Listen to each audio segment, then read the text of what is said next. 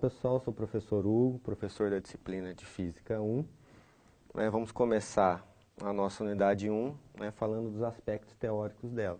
E posteriormente nós teremos aulas no quadro branco, onde eu farei alguns exercícios acerca da unidade 1, que trata de grandezas e sistemas de unidades. Os tópicos que vamos trabalhar hoje são definição de grandeza escalar e grandeza vetorial, simbologias e prefixos, os sistemas de unidade, o sistema que nós utilizamos, notação científica e ordem de grandeza e algumas conversões de unidades. Então, medição de grandezas. Desde sempre, o homem viu a necessidade de estar medindo, de mensurando as grandezas. E ao longo do tempo foram se desenvolvendo equipamentos que auxiliavam ele a fazer essas medições. Por exemplo, uma balança faz a medição de massa, uma trena faz a medição de comprimento, um relógio faz a medição de tempo e um medidor de pressão mede pressão. Então, saber medir e comparar é fundamental para que ele consiga trabalhar essas grandezas físicas de acordo com a sua necessidade. Veja só, a primeira coisa que a gente tem que saber é a unidade. O que é a unidade? Na física, a gente sempre vai calcular uma grandeza com valor numérico e na frente dela vai ter uma letra. Isso é a unidade que caracteriza essa grandeza. Por exemplo, bem comum que a gente vê aí no nosso dia a dia, um termômetro. Ele aparece lá, 36 graus. Aquilo ali é o quê? É a unidade de temperatura, graus Celsius. Então, a grandeza temperatura, ela tem a sua unidade em graus Celsius. Isso é a definição de unidade. Se eu pego uma trena e faço uma medição, comprimento dessa televisão, 90 centímetros. 90 é o valor numérico e o centímetro é a sua unidade. Ok? Então, é importante a gente definir esses dois tipos de grandeza física, que são as grandezas escalares e as grandezas vetoriais. A grandeza escalar é a mais simples da gente definir. Por quê? Na grandeza escalar, a gente precisa só do valor numérico, ou seja, da intensidade dela. As mais comuns são massa, comprimento e tempo. O que eu quero dizer com isso? Se eu pegar esse peso aqui, de 10 quilos, ele tem uma massa de 10 quilos. Se eu falar 10 quilos, eu caracterizei a grandeza toda. Não preciso de mais nenhuma informação, eu sei que aquilo ali pesa 10 quilos. Pego uma trena, faço uma medição de 80 centímetros. 80 e o centímetro, o valor da intensidade e o valor da unidade já é suficiente para eu caracterizar a grandeza. Esse tipo de grandeza é a grandeza escalar. Por quê? Somente o valor escalar, somente o valor numérico mais a unidade já é suficiente para a gente caracterizar essa grandeza. O outro tipo de grandeza é a grandeza vetorial. Ela se diferencia da grandeza escalar porque, para que ela fique completamente caracterizada, além da intensidade, ou seja, do valor numérico, é interessante, é importante, é necessário que a gente tenha também uma direção e sentido. Então, uma grandeza escalar é caracterizada por a intensidade, que é o valor numérico, uma direção e o sentido. Por exemplo, a grandeza força. Se eu aplico uma força nessa televisão, a força de 10 newtons, por exemplo. Se eu falar que eu apliquei uma força de 10 newtons, tá, beleza. Mas eu apliquei essa força para onde? Qual foi a direção e qual foi o sentido? Apliquei de baixo para cima, de cima para baixo, para trás, para frente. Então, uma grandeza vetorial é a intensidade, que é o valor numérico, a direção, que nós definimos como horizontal, vertical ou inclinada, com algum ângulo de referência, e o sentido, esquerda para direita, de baixo para cima, de cima para baixo. Então essa é a diferença da grandeza escalar para a grandeza vetorial. A escalar, só o valor numérico é a unidade, e a vetorial, valor numérico, direção e sentido.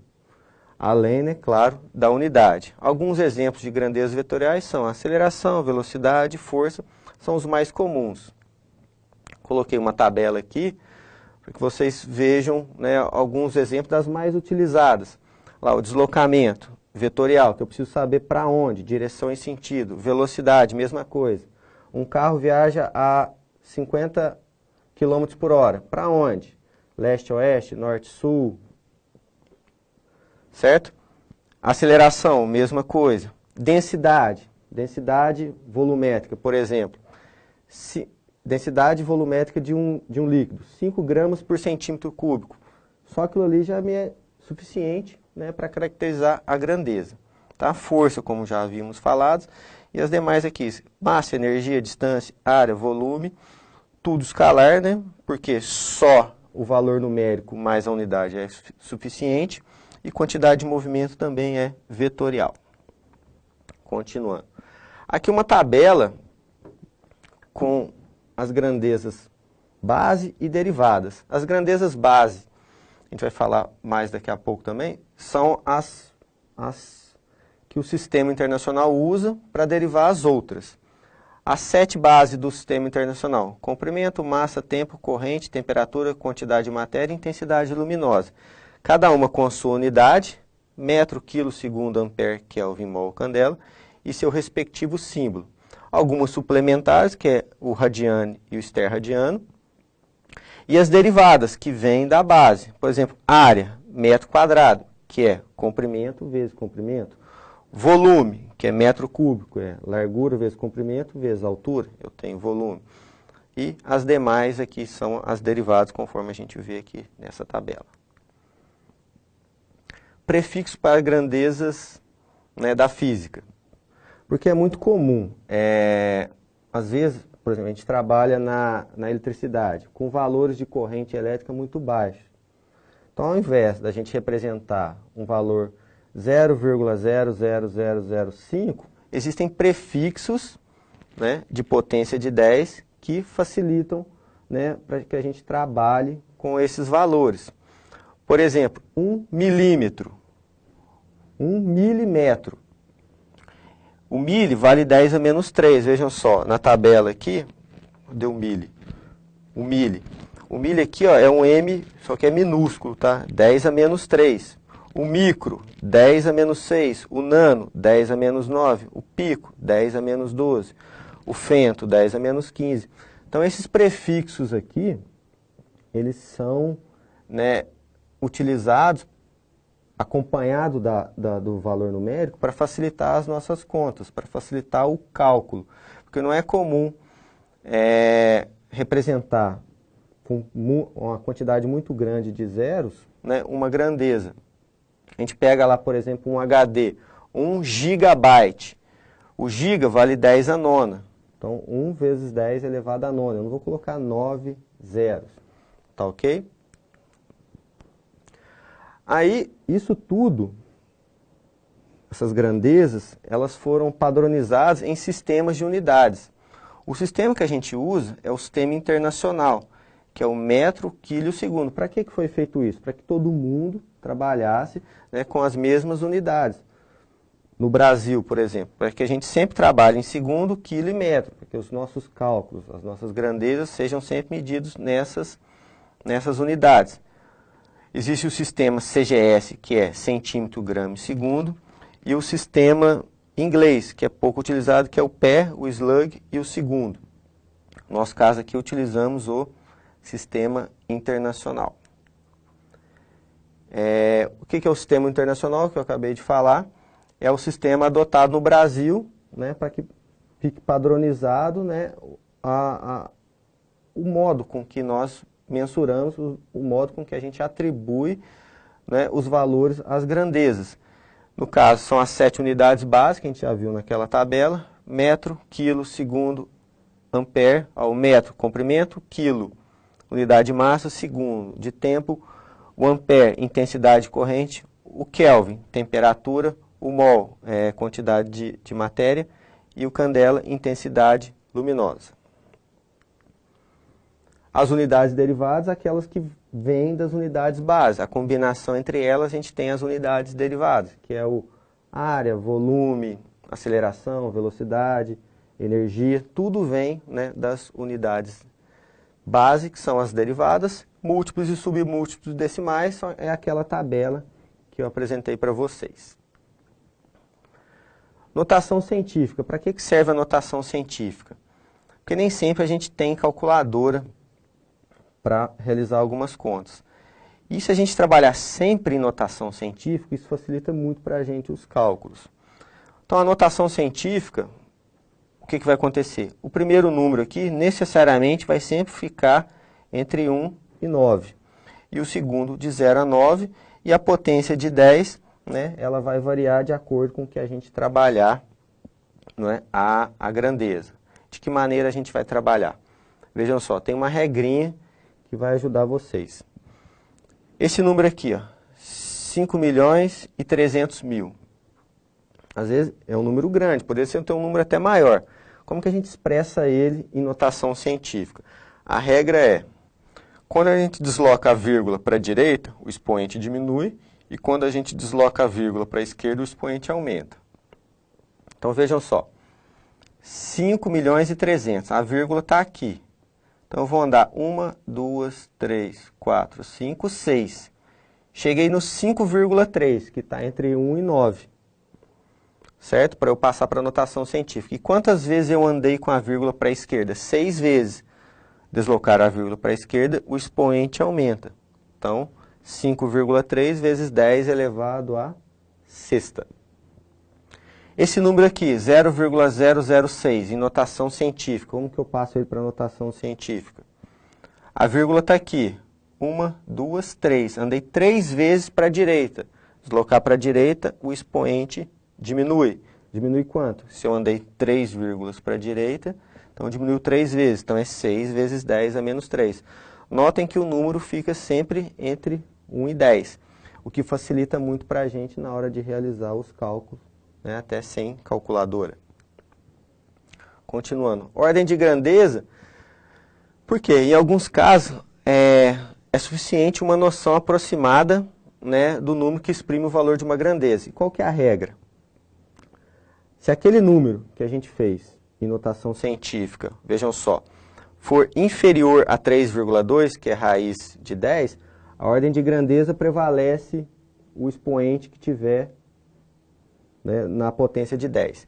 E se for superior a 3,2, a gente acrescenta 1 e fecha a ordem de grandeza. Por exemplo, 2 vezes 10 elevado à oitava. O 2 é inferior a 3,2. Então, qual seria a ordem de grandeza? 2 vezes 10 à oitava. Então, a ordem de grandeza é 10 à oitava. Se fosse 5 vezes 10 à nona, o 5 é superior a 3,2. Então, 5 vezes 10 à nona, 5 é superior, então 10 à nona, acrescento mais 1. Então, a ordem de grandeza seria 10 elevado a décimo.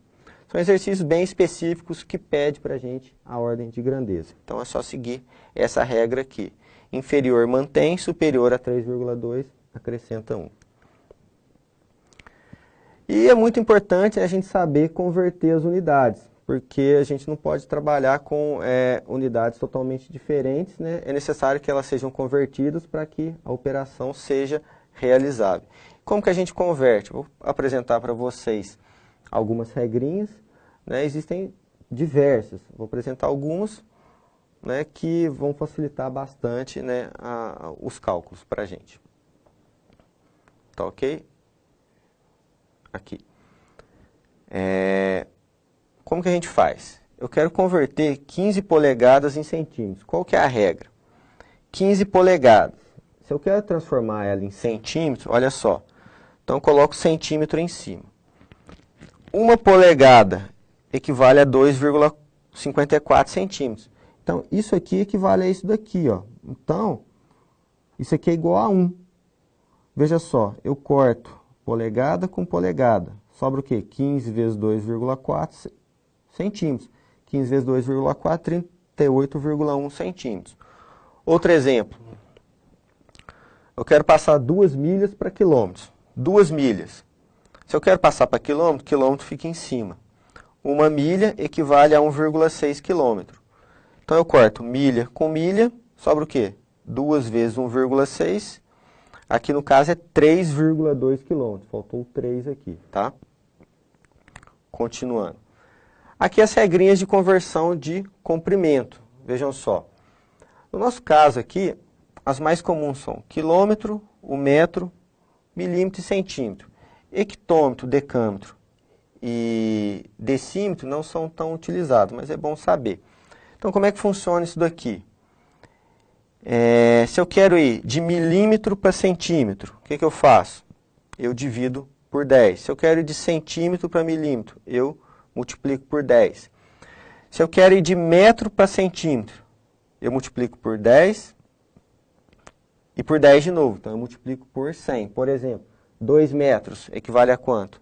Vezes 10 vezes 10, 2 vezes 100, equivale a 200 centímetros. Então, é assim que funciona essa tabela de conversão de comprimento.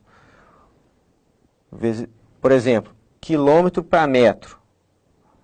10 vezes 10 vezes 10. Então, 1 quilômetro equivale a 1.000 metros. 10 vezes 10, 100 vezes 10, 1.000. 1 quilômetro, 1.000 metros. É assim que funciona a conversão do comprimento. Aí alguns exemplos, aplicando, né, aquela regrinha.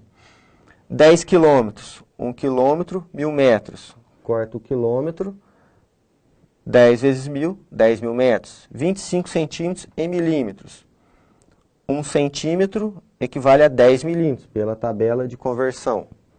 25 vezes 10, 250 milímetros. 50 centímetros em metros. Olha só, 50 centímetros, 1 metro tem 100 centímetros. Então, 50 dividido por 100, 0,5 metros. 200 metros em quilômetros, 200 metros, 1 quilômetro, 1.000 metros. 200 por 1.000, 0,2 quilômetros. Conversão de área, olha só. Aí já vai passar de quilômetro quadrado para metro quadrado para milímetro quadrado. A diferença é que, ao invés de multiplicarmos por 100 cada uma das conversões, ao invés de multiplicar por 10, vamos multiplicar por 100. Por exemplo, de milímetro quadrado para centímetro quadrado, a gente divide por 100. Se eu fosse passar de metro quadrado para milímetro quadrado, eu ia multiplicar por 100 vezes 100 vezes 100. Então, né, 10 ao quadrado, eu multiplicaria por 10 à sexta. Então, é só ficar atento nessa regra de conversão aqui, né, para não ter erro na hora de fazer conversão de área. Por exemplo, calcular a área do terreno a seguir. Ele tem 40 metros e aqui 3.300 centímetros. Vejam só, as unidades são diferentes, é necessário que a gente converta uma delas. Então, vamos passar 3.300 centímetros para metro. 1 metro, 100 centímetros. Corta o centímetro, 3.300 dividido por 100, 33 metros. A área, né? Lado vezes lado. Então, 33 vezes 40, 1.320 metros quadrados. De volume, metro cúbico. Né? É uma grandeza que largura vezes comprimento vezes altura. Então, se comprimento é vezes 10, área vezes 100, volume é vezes 1.000. Então, só ficar atento que agora a multiplicação é por 1.000 e verificar de onde para onde a gente está indo e ver quanto que vai multiplicar. Por exemplo, de quilômetro cúbico para metro cúbico, é vezes 1.000, vezes 1.000, vezes 1.000. É 10 à nona. Tá? Só prestar atenção nisso. Um exemplo, um recipiente produz 3 litros de água, após certo tempo fervendo, houve a redução de 400 centímetros cúbicos em seu volume. Quantos metros cúbicos ficaram no recipiente? Primeiro a gente tem que igualar as unidades para poder fazer a conta. Vamos passar tudo para metro cúbico. 3 litros, 1 metro cúbico tem 10 à terceira litros, né? Então, corta os litros com litros. 3 dividido por 10 à terceira, 3 vezes 10 a menos 3 metro cúbico. 400 centímetros cúbicos. 1 metro cúbico tem 10 à sexta centímetros cúbicos. Corto aqui, 400 dividido por 10 à sexta, que é 400 vezes 10 a menos 6 metro cúbico. Veja só, o que a gente faz aqui? Passo 400 para 0,4 vezes 10 a menos 3. Ok? Porque a vírgula está aqui, ó, 1, 2, 3. 3 vezes para a esquerda, aumenta o expoente de menos 6, vai para menos 3. Aí já está menos 3 com menos 3, eu posso fazer a operação. 3 menos 0,4 vezes 10 a menos 3, então vai sobrar 2,6 vezes 10 a menos 3 metro cúbico. Conversão de tempo. Aí é tranquilo. De 1 minuto tem o quê? 60 segundos. Então, de segundo para minuto, divido por 60. De minuto para hora, dividido por 60 também. Hora para minuto, multiplico por 60. Minuto para segundo, multiplico por 60 também. Alguns exemplos de conversão. 22.200 segundos. 1 minuto, 60 segundos. Corto os segundos. 22.200 por 60, 370 minutos. Quantos segundos há em um dia? Então, vejam só. Um dia tem 24 horas, tem um dia. 1 hora tem 60 minutos, 1 minuto tem 60 segundos. Então, vou cortando dia com dia, hora com hora, minuto com minuto. Então, 24 vezes 60 vezes 60, 86.400 segundos há em um dia. Conversão de massa, só seguir. Quilo, quilograma, hectograma, decagrama, grama, decigrama, centigrama e miligrama. Quando eu vou de miligrama para centigrama, eu divido por 10, né, e o contrário eu multiplico por 10. Por exemplo, de quilo para grama, que é a mais comum, 10 vezes 10 vezes 10, que é 1.000. Ou seja, 1 quilo tem 1.000 gramas. Se eu quiser passar de quilo para grama, eu multiplico por 1.000. E de grama para quilo, eu divido por 1.000. De velocidade, que é muito comum, quilômetro por hora para metro por segundo, divido por 3,6. E de metro por segundo para quilômetro por hora, eu multiplico por 3,6. Alguns exemplos, 90 km por hora para metro por segundo, 90 dividido por 3,6, 25 metros por segundo, 40 metros por segundo para quilômetro por hora, multiplico por 3,6, 144 km por hora. Então, pessoal, é isso. Não deixe de acompanhar, né, todo o conteúdo teórico também na unidade 1 do Guia de Estudos. E faremos alguns exercícios também no quadro branco, nas próximas aulas. Tá bom? Obrigado.